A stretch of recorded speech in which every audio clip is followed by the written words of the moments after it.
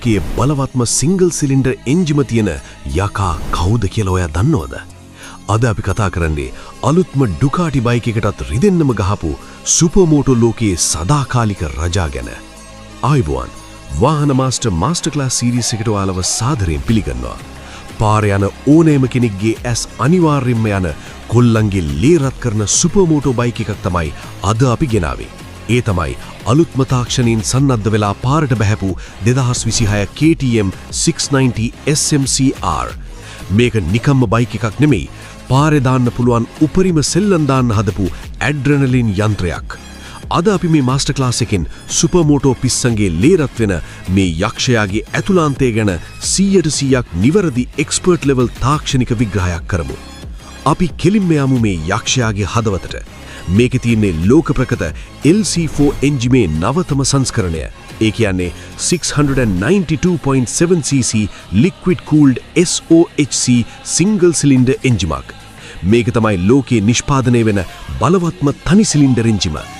අලුත් 2026 මාදිලියේ එන්ජිමෙන් 79 PS එමත් නැත්නම් ආසන්න වශයෙන් 78 HP උපරිම බලයක් සහ නිව්ටන් මීටර් 73.5ක දෙවෙන්ත ටෝක් එකක් නිපදවනවා.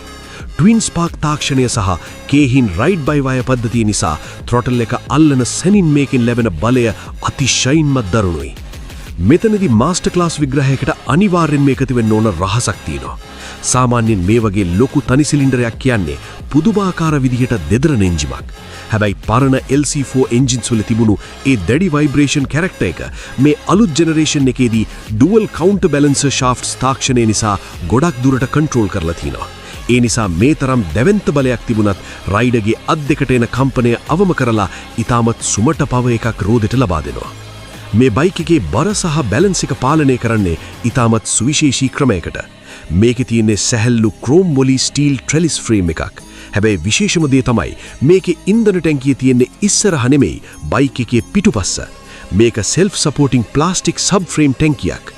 ලීටර් 13.5ක තෙල් ටැංකිය පිටුපස්සට කරලා තියෙන නිසා බයික් එකේ සෙන්ටර් ඔෆ් ග්‍රැවිටි එක ඉතාමත් පහළට ඇවිල්ලා තියෙනවා. මේ හැමදේම එක්ක මේකේ වෙට් වේට් එක, ඒ කියන්නේ තෙල් එක්කම සම්පූර්ණ බර කිලෝග්‍රෑම් 162ක් වගේ ඉතාමත් අඩු වගයක් ගන්නවා. අර අති විශාල එන්ජින් පවර් එක මේ අඩු බරට එකතු වුණාම පවර් ටු වේට් රේෂියෝ එක පිස්සු හැදෙන මට්ටමක තියෙනවා. සුපර්මෝටෝ බයික් එකක වැදගත්ම දේ තමයි සස්පෙන්ෂන්. මේකට දීලා තියෙන්නේ ලෝක ප්‍රකට WP Apex සස්පෙන්ෂන් පද්ධතිය. ඉස්සරහට මිලිමීටර් 48ක දෙවන්ත USD එහෙමත් නැත්නම් අප්සයිඩ් ඩවුන් ෆෝක්ස් දීලා තියෙනවා මිලිමීටර් 224ක සස්පෙන්ෂන් ට්‍රැවල් එකක්.